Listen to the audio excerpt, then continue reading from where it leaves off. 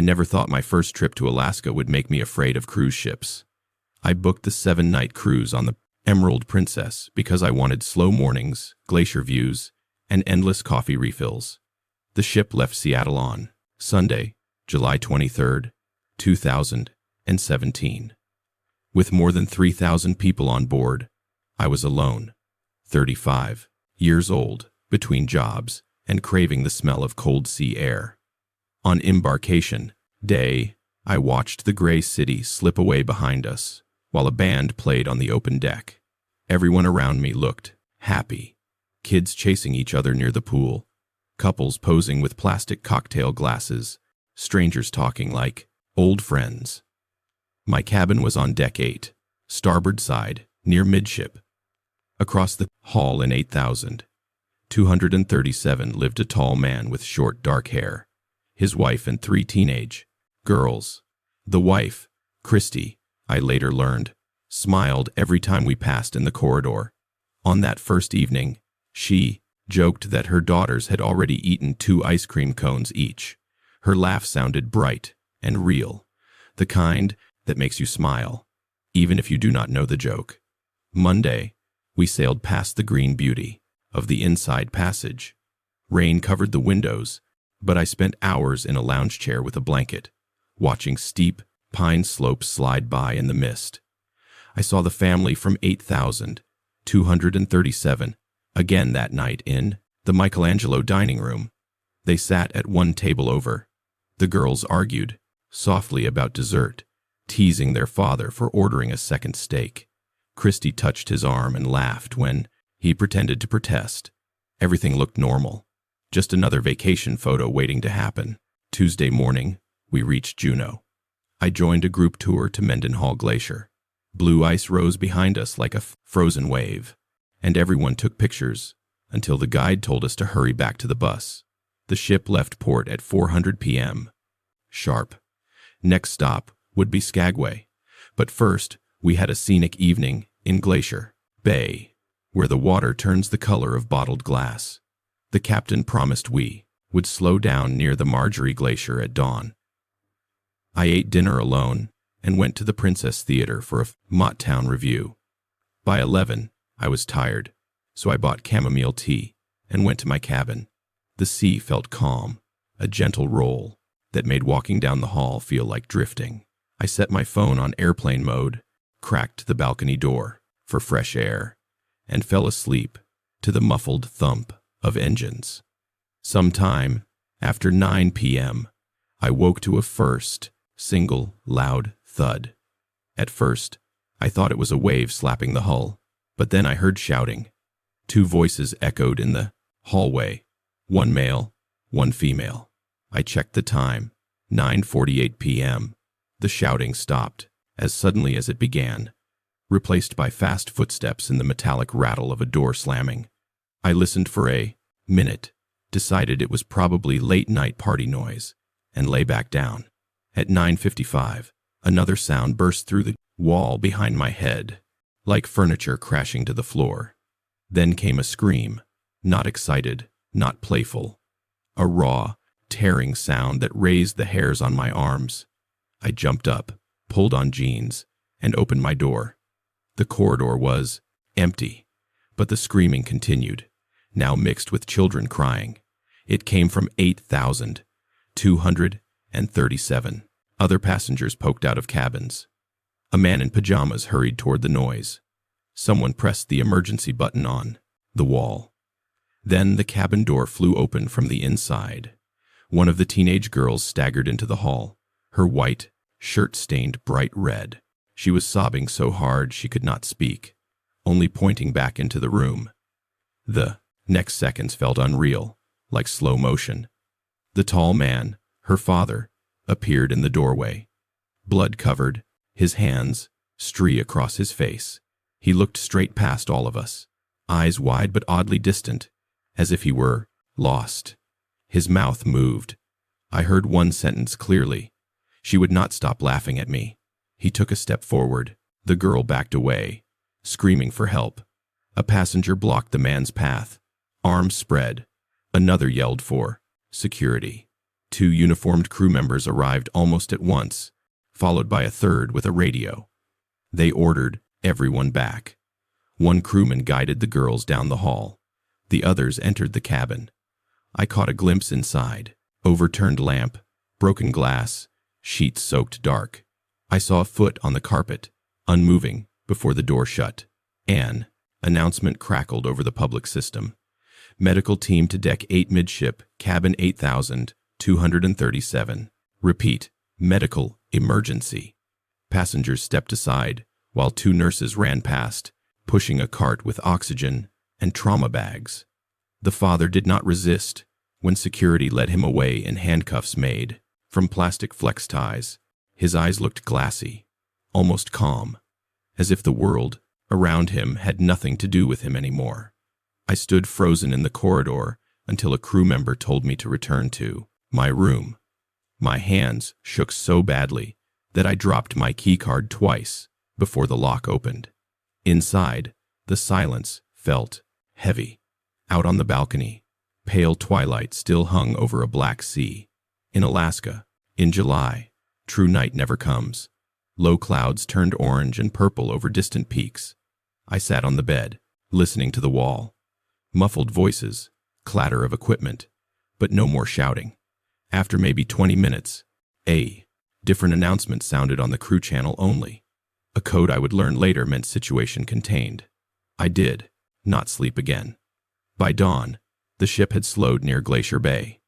Low mountains rose on both sides, their tops dusted with snow, even in midsummer. Light rain fell, speckling the glass of my balcony door. The ship's naturalist began her usual narration about sea lions and seething ice. But every passenger I met looked stunned, whispering about what happened last night. Rumors spread faster than coffee lines. Fight over money, stranger attack, jealous lover, terrorist plot. Only a few knew the truth. Around 8 a.m., the captain made a formal announcement. His voice sounded firm but shaken. Due to a serious incident last night, we have notified the FBI and U.S. Coast Guard. Authorities will board the ship in Juneau for a full investigation. Out of respect for the family involved, we ask for your cooperation and privacy. The theater, dining rooms, and even the trivia lounge fell quiet as people listened. All morning, yellow tape blocked the section of Deck 8 where 8,237 sat. Security stood guard. I went to the black buffet for breakfast, but I could barely swallow toast. The faces around me looked pale, eyes darting toward each entrance as if expecting danger to return. The 3 girls stayed hidden in a staff office with a counselor. Someone said they would fly home from Juneau. No one mentioned the mother's name aloud, but everyone felt her absence like cold wind. At noon, rain hammered the decks while we docked in Juneau again. Federal agents in dark jackets boarded first, followed by local police. Passengers crowded the windows, staring as evidence. Bags and camera equipment rolled up the gangway. I avoided the rail. Instead, I walked to an empty lounge in the ship's stern and sat facing a wall of glass. Water streaked down outside, making the world look warped and distant. I kept seeing the father's hands covered in blood, yet hanging loose at his sides, as if everything was ordinary. I learned later that passengers from the next cabin, hearing screams, had rushed in first. They found Christy on the floor, her head and pillows soaked, the girls crying and trying to stop the bleeding. One man pulled the husband away while another called emergency services. Within minutes, crew restrained him, but the damage was done. Christy died before the medical team reached her. News traveled fast once we had cell service in port. My phone lit up with headlines. Utah man kills wife on Alaska cruise. Cable stations ran the same short video clip of the Emerald Princess tied up at the dock. Rain falling. FBI vans parked beside stacks of luggage. The husband's mugshot appeared before dinner. Blank stare. Bruises on his arms. Court papers said. He told agents she would not stop laughing at me, as if the sentence explained anything. The cruise line canceled the evening show. but tried to keep other activities going. Some passengers still went to pub trivia, still ordered mai tais by the pool under the covered roof. But everywhere I walked, I felt a hush, like the ship itself was holding its breath. I ordered tea in the piazza and listened to the piano player run through gentle jazz, while two officers spoke quietly nearby. Their voices carried one sentence to my table. The kids heard everything. I paid and left the cup half full. That night, we sailed toward Ketchikan. The captain said rough weather was coming, small white caps already slapping against the windows. I closed my balcony door tightly. In bed, I kept the lamp on and scrolled the same few news stories until the words blurred. Outside, the ship creaked with each lean, but the engines droned steadily. In that sound, I felt both comfort and dread. The awareness that a vessel can be huge, bright, full of cameras and staff, yet still not keep one cabin safe. On Thursday morning, the sun broke through as we reached Ketchikan. Float planes buzzed overhead. I joined a walking tour, grateful to step onto solid ground. The guide talked about totem poles and salmon ladders, but half the group kept checking phones, reading updates from the arraignment in Juneau. The judge had denied bail. The husband would be flown to Anchorage, then to a federal jail. That fact should have eased my mind. Yet unease stayed with me like motion sickness. Back on board, the taped-off section of deckhead remained closed. A housekeeping cart sat, alone, outside 8,237. Fresh sheets folded and ready, though no one would sleep there again on this voyage. Crew members walked past without looking, eyes forward, trained to move grief out of sight. Friday, we cruised the open Pacific on our way to Victoria, British Columbia. Gray waves rolled to the horizon. Passengers filled the theater for a cooking demo, anything to feel normal. I sat in the back row, listening to pots clang on stage while memories replayed. The scream, the blood, the father's empty stare. I realized the worst horror was its ordinariness. Nothing supernatural, no shadowy stranger, just a sudden snap in a place designed for smiles and sunsets. On Saturday evening, as we docked in Victoria's inner harbor, the captain thanked us for our understanding during an unprecedented week. Bagpipes played on the pier for show, but applause felt thin. Many passengers skipped the final gala dinner, those who went dressed in black, suits and dark dresses, as if attending a silent funeral no one wished to name. I walked the waterfront alone, passing cafes lit by warm lamps. But I could not escape the image of a cabin door opening to chaos. Around midnight, the ship's horns sounded one last time, and we began the final overnight run back to Seattle. I stood on an upper deck, wind numbing my cheeks, and watched Victoria fade into the distance. Below my feet, thousands of people slept inside a steel shell, trusting thin walls and strangers' goodwill. I felt the weight of that trust, like something fragile, in my hands. On Sunday morning, we cleared customs at Pier 9, Seattle. Gray clouds hugged the hills. Passengers streamed off the gangways, lugging souvenirs and half-empty sunblock bottles. Reporters waited beyond the security fence, cameras ready. I walked past them, rolling my small suitcase, and tried not to look toward the lens. That afternoon, back in my apartment, I unpacked slowly. My balcony faced east, and for the first time, I noticed how quiet my city block was compared with a ship's constant hum. Yet, I could not relax. Days later, the news confirmed more details. The wife suffered blunt force trauma. The girls told investigators their parents had argued about the husband's drinking. Friends at home asked if I still wanted to cruise again. I said maybe, but I knew the answer was no, at least not soon. When I think of Alaska now, I picture gray water under thin rain, broken by the reflection of bright ship lights. I remember how cabin walls look, the same, whether people inside are laughing or begging for help. Most travelers bring back photos of glaciers, whales, and salmon bakes. I brought back a different souvenir, a story I did not want. A reminder that horror can walk beside you on a sunny deck, hidden in plain sight until the moment it steps through an unlocked door. Even today, if I hear a sudden slam in the night, neighbors dropping something heavy, upstairs, a car door in the street, I feel my pulse race, and I taste again the metallic chill of that hallway on deck 8. I see red on a white shirt and hands raised in surrender, and I understand how fast any safe place can change forever. Before we dive into the next story, if you're visiting our channel for the first time, don't forget to hit the subscribe button and turn on the bell icon to stay updated with our upcoming scary stories. Your support means the world to us, so please share these stories with your friends and family. Thanks. Music.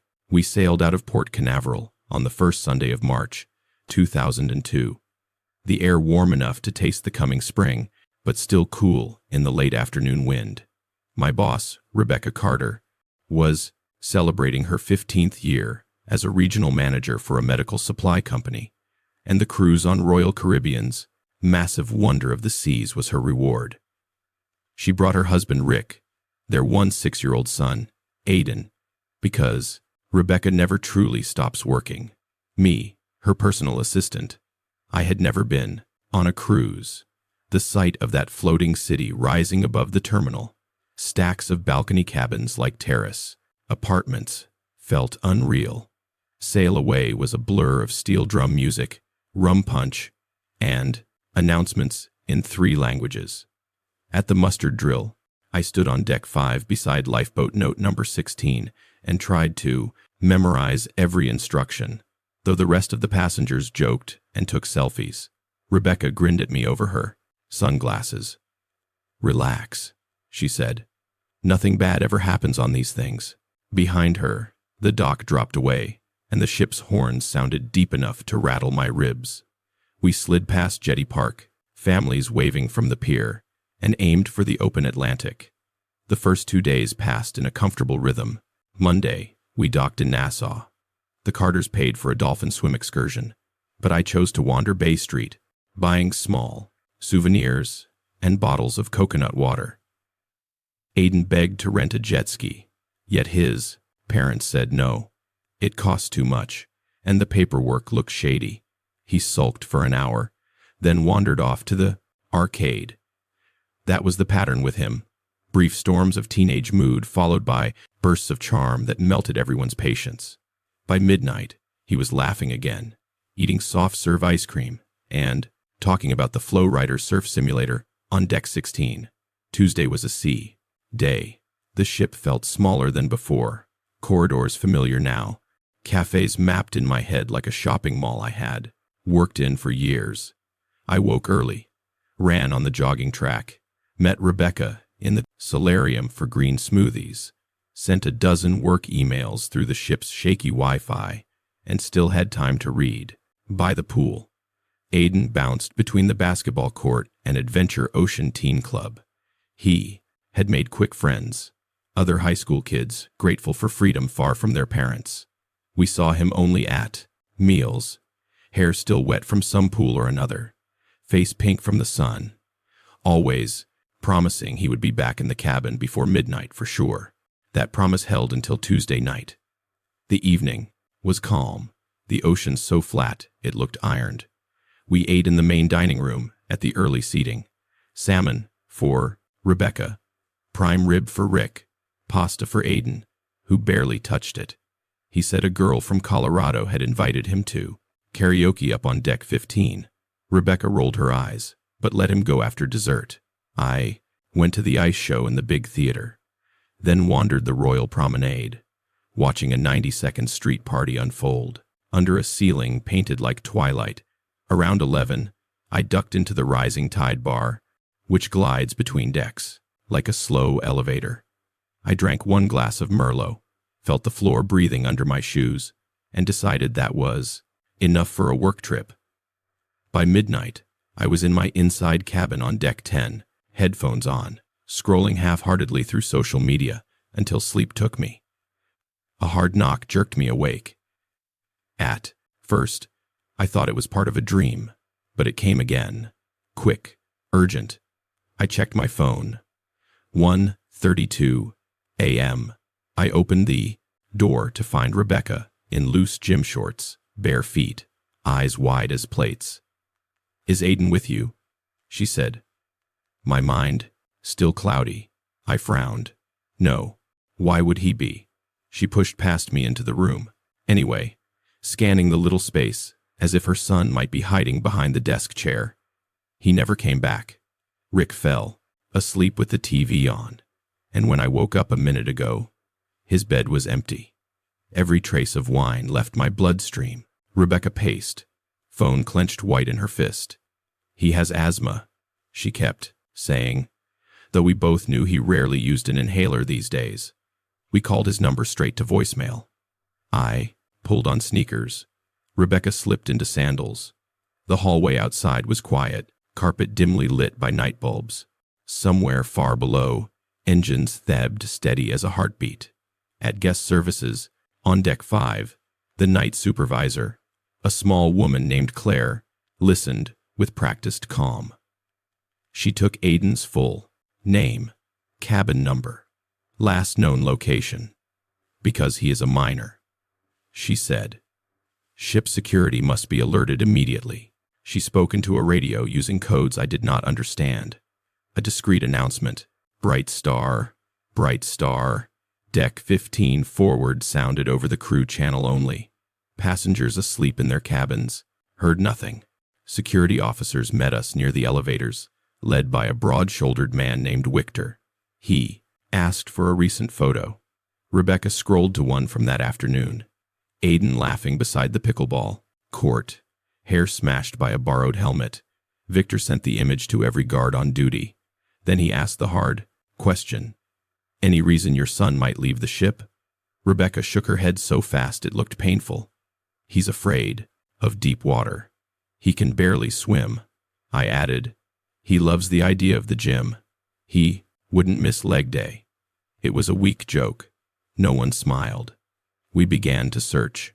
Wicked took decks 2 through 8 with a second team. Claire checked cabin logs in case Aiden had keyed into someone else's room. Rebecca and I followed another guard, Marta, toward the upper decks.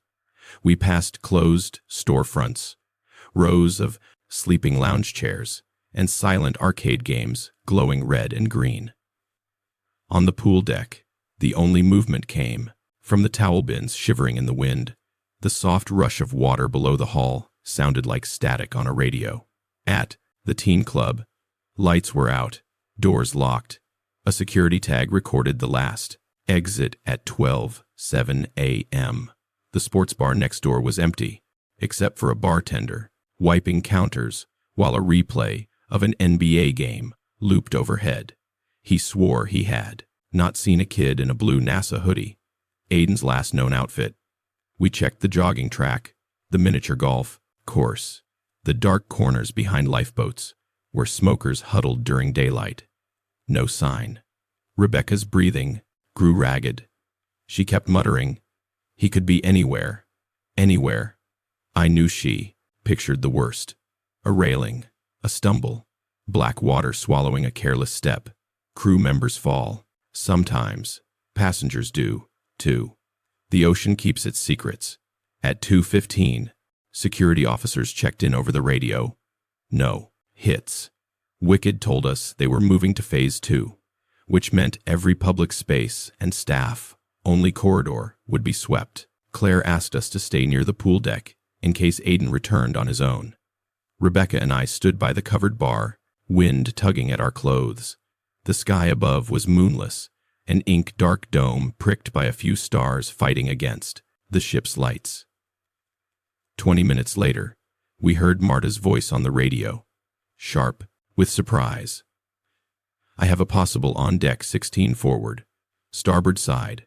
Rebecca bolted before anyone could stop her. I sprinted after her, past the flow rider, past stacked lounge chairs toward the propress and open bow. The deck lights were sparse up here, leaving wide patches of shadow. Spray from the bow blew cool on our faces. We found Aiden near the forward observation rail, the place where couples posed for Titanic photos during the day. He stood very still, hands in hoodie pockets, shoulders high by his ears. Beside him, half turned away, was a tall man, dressed head to toe in black. Black jeans, black zip-up track jacket, black baseball cap pulled low. The wind pressed the jacket tight, showing how thin he was, almost lanky. Rebecca called her son's name, voice cracking. Aiden jerked as if waking. The man in black looked over his shoulder. I saw only a pale slice of cheek, dark stubble on the jaw, no logo on the cap, no name tag, just that flat black shadow, where his eyes should be. We rushed forward. The stranger did not hurry. He simply angled his body between us and the stairwell that led down to deck 15. Aiden said something I could not hear. The man walked away, hands loose at his sides, stride unhurried. By the time we reached Aiden, the stranger had vanished down the stairs. I grabbed the railing to keep from sliding on the wet deck. Wicked and 2 more guards appeared seconds later. Rebecca clutched her son, shaking him lightly as if to restart a stalled heart. He would not meet her eyes. Marta radioed a description of the stranger. Male, maybe 6'2", black, clothing, unknown nationality. Security split up, chasing different stairwells. Rebecca and I guided Aiden inside through the solarium doors out of the wind. His face was gray, lips nearly blue. He was not crying, but he trembled so hard the zipper on his hoodie clicked against itself. We found a quiet corner, near a towel stand. I asked him what happened. For a long time, he said nothing, staring at the floor. Finally, in a voice so low, we had to lean close. He answered. He said, "The view is better at night." Said, "Nobody comes up here." I asked if the man had touched him. Aiden shook his head. He just talked, asked where I lived, what grade I was in, and if I liked movies. When I said I should go, he said, "Wait, 1 more minute." He swallowed hard. He kept looking around like he was waiting for someone else. Rebecca closed her eyes. "Did he tell you his name?" Another head shake. "Did he try to get you to walk with him?" A pause, then a tiny nod. "Down to deck 4. He said there's a door to the crew deck where you can sit right above the water. Like flying," he said. Aiden's hands balled into fists. I got scared. "Then you yelled and he left." Security never found the man in black. They checked CCTV footage. Cameras showed him and Aiden stepping onto deck 16 at 12:58 a.m. Then leaning against the railing. The man always kept his cap low, face shadowed. At 237, he slipped down the starboard stairwell, 2 decks below. A camera picked up a blur, a dark figure moving aft, but then he was gone. No cabin key card tied to that description. No employee matches his clothes. Housekeeping list showed no missing linen or spare coveralls. Victor admitted privately that some passengers sneak extra people aboard in port, paying crew members to look the other way. Though it is rare on such a large ship, Royal Caribbean security logged the incident as suspicious person. Outcome undetermined. Aiden refused to leave the cabin again. For the remaining 30 hours of the cruise, he lay on the lower bunk, earbuds and watching movies with subtitles. Rebecca ordered room service and kept the curtains closed. Rick tried to act calm, joking about teenage drama, but each laugh came out thin and brittle. I handled the gratuities, the customs forms, the disembarkation tags, anything to keep my hands busy. When Wonder of the Seas docked back in Port Canaveral on Friday morning, the sun was bright and ordinary. Passengers gathered in the theater, color-coded luggage tags ready. Rebecca hugged me, thanked me for staying calm, and promised a week off once we caught up on emails. Aiden mumbled goodbye, eyes fixed on his phone. We rolled our suitcases down the gangway, past crew who smiled politely, unaware of the long night that had carved new caution into our faces. Outside, As we waited for the parking lot shuttle, I watched families posing for photos beside a giant anchor statue. Kids waved paper flags, already begging for the next vacation. Seagulls screamed. Overhead, the ship loomed behind us, balconies stacked like honeycomb. Somewhere inside, maybe in a stairwell camera had not reached, a man in black could still be hiding, ready for the next sailing, the next curious teenager who wanted to see the ocean at night. Most passengers would never know. They would dance at Sila away, eat at the buffet, sleep beneath the gentle rock of the sea, trusting bright lights and electronic keycards to keep danger far away. I still hear the wind up on that forward deck, the deep hush of endless water below. It reminds me that on a ship, freedom and risk live side by side, separated by little more than a rail waist high and a sliver of darkness where a stranger can wait unseen.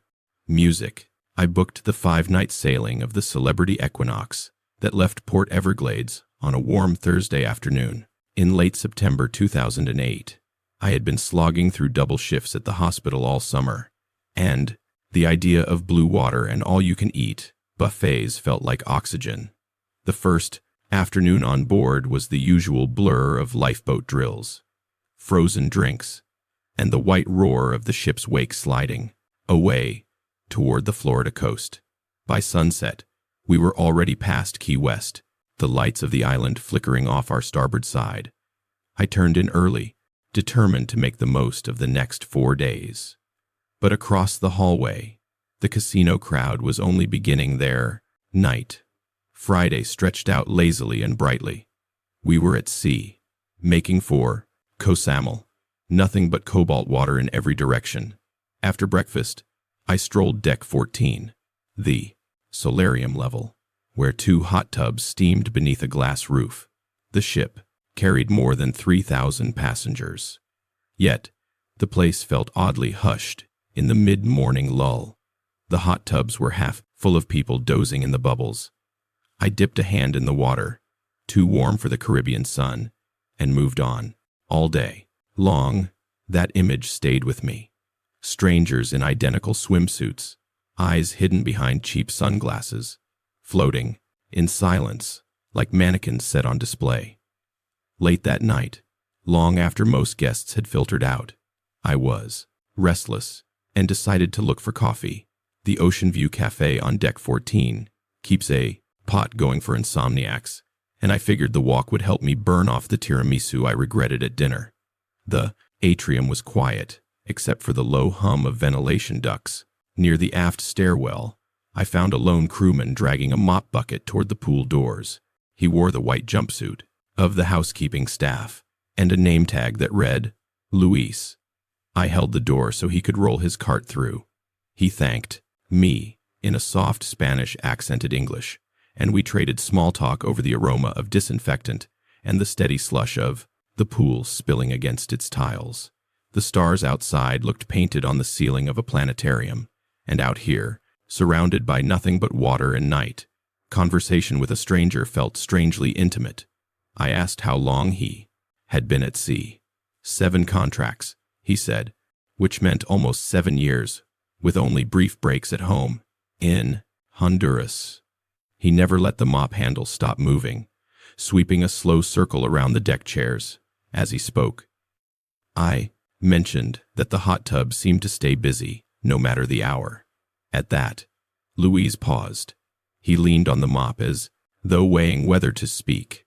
Then he asked if I wanted to hear something unsettling. The way he said it, unsettling, sounded like a challenge, and maybe I was just bored because I told him to go ahead. Louise glanced around the empty deck, lowering his voice even though no one was near. 2 cruises ago, first night out of port, he began. A man died in the starboard hot tub. He said the words without drama, almost like reciting a checklist. Cardiac arrest. That is what the doctor wrote later. But for hours, no one noticed. He told me the facts in an even factual way. The Equinox had sailed the same route in April 2008, and the ship had only 2 hours past Fort Lauderdale when it happened. A middle-aged passenger traveling with his wife and teenage son slipped away from the welcome aboard show and decided to soak alone before bed. According to security footage later reviewed, he eased himself into the bubbling water at 9:47 p.m., leaned back against the fiberglass lip, and never moved again. The ship's live band played standards on the opposite side of the pool deck, masking any noise. Warm water, chlorine, and steam rose around him like a curtain. His sunglasses stayed in place. His head rested against the molded pillow. His arms drifted at his sides. He looked asleep, maybe a little rude, for not answering when spoken to, but nothing more. Between 10 and midnight, at least 6 other guests used the same hot tub. A couple in their 20s climbed in and sat only a foot away. They talked to each other about the drink special without acknowledging the silent man. An older woman dipped her toes, then decided the water was too warm and left. 2 college guys in baseball caps spent 20 minutes comparing shore excursion prices, practically shouting inches from the man's face. Nobody realized he was gone.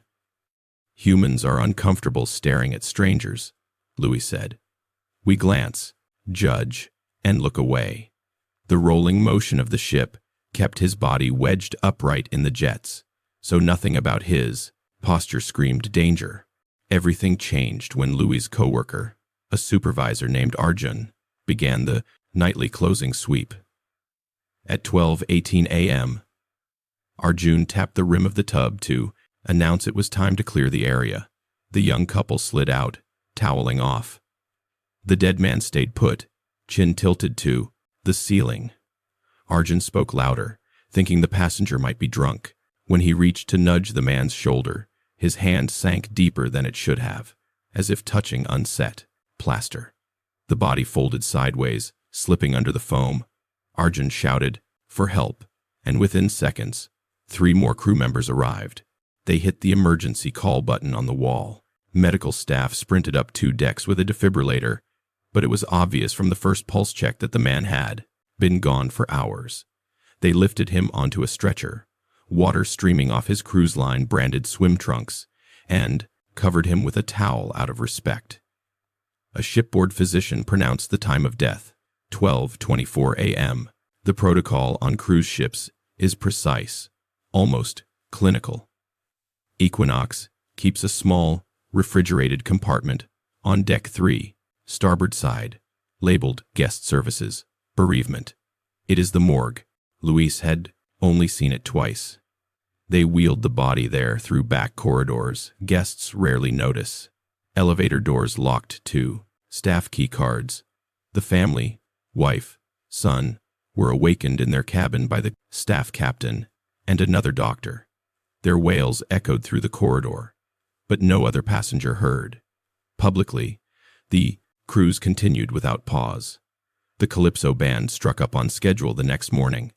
The buffet carved its roast, trivia contests, and pool volleyball went on. The cruise line comped drinks for the grieving family and quietly arranged an emergency flight home from Cozumel. Outside that circle of crew and relatives, no one knew. Luis delivered these details in a flat rhythm, like listing emergency exits on a plane. When he finished, the only sound was the hiss of water jets and the faint creak of deck chairs rocking in the swell. I realized my coffee had gone cold. For a moment, I pictured myself slipping under that same water, lungs filling, while other passengers laughed, 2 feet away, never seeing.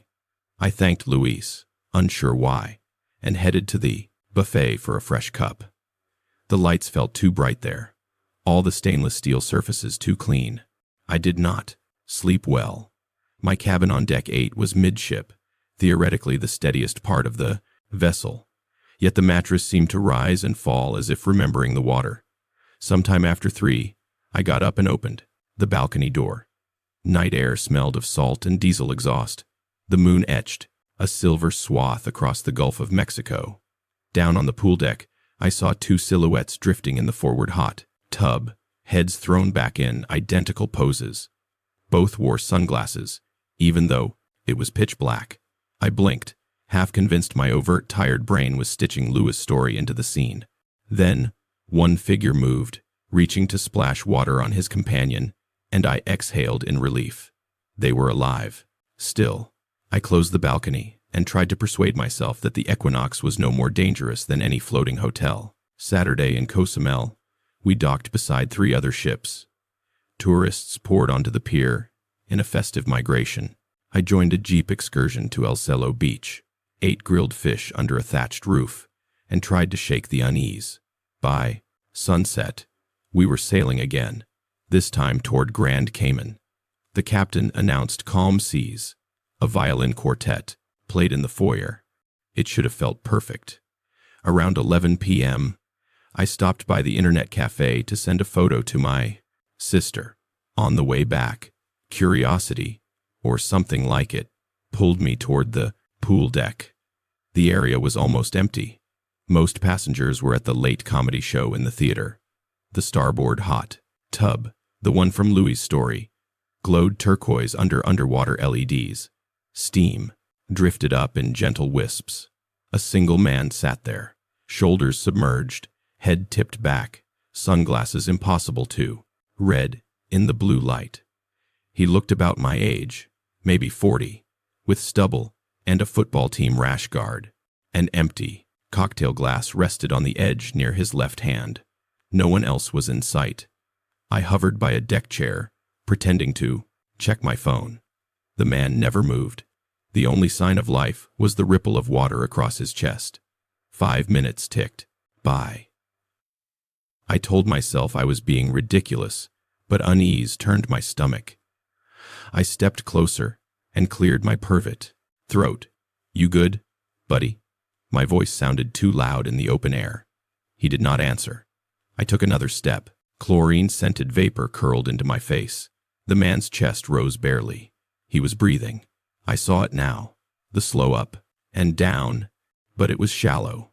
Drunk, I thought, or maybe worse. 2 years as an ER nurse had taught me what a non-responsive slump often means.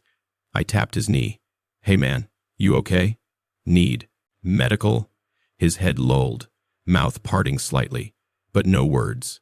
A fresh wave rolled under the ship, rocking the water. His shoulder slipped down. I reached over, bracing him with both hands to keep him upright. The skin under my palms was warm, clammy. His pulse thmed weakly at the neck. I hit the red emergency button on the wall. Sirens do not blare.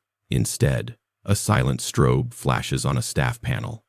Within a minute, 2 security officers hustled up the steps, followed by a medic in a white polo carrying an orange bag. They lifted the man under his arms, water cascading onto the deck. One officer asked if I had seen him consume alcohol. I answered, honestly. They laid him flat on a towel, applied an oximeter, and started oxygen via pocket mask. The medic's face remained calm, practiced. After assessing and finding a faint but stable pulse, they bundled him onto a foam stretcher and whisked him toward the elevator. Only then did I notice Luis at the rail, mop in hand, watching the scene. Our eyes met. He gave a small nod like a teacher to a student who finally understands the lesson. The hot tub churned on, empty now, foam circling the drain. I smelled the faint odor of bleach mixing with night air, and something in me shivered. Not a cliché. Shiver. No dramatic chill. Just the subtle electric jolt of reality snapping taut. The next morning, the cruise director cheerfully announced that a passenger had experienced a brief medical event and was resting comfortably in the infirmary. We were assured all services remained on schedule. Guests applauded at the news before turning their attention to the omelet station. I thought of the April man's family, blindsided by grief in a balcony cabin as life carried on around them. The ship indifferent to personal tragedy. That afternoon, I ran into Luis near the crew stairwell. He said the man from the tub had a blood alcohol level of 26 and likely would have slipped under if no one intervened. He will go home with a story, Luis said, but he will go home. We stood in silence for a while, the floor vibrating under us from the engines. I asked how he managed the emotional weight of working where vacation and disaster can share the same deck. He shrugged. "The ocean is big," he said. "We can only keep our eyes open." On the final morning, dawn broke, pink over Key West, as we angled back toward Fort Lauderdale. I sipped black coffee on the balcony and watched passengers pack their luggage tags. Somewhere below on Deck 3, the morgue remained cold and quiet, with no occupant this voyage. The pool deck loungers were still wet from overnight cleaning, their white straps glistening like bones. Crew members folded towels into swans, arranging them on each chair so the first sunbathers would feel welcomed. Vacation brochures never show that narrow steel door labeled bereavement. They do not mention that most big cruise ships carry enough body bags for a small town because death rarely respects holiday itineraries. Standing there in the early light, I understood how close the line is between carefree escape and something final.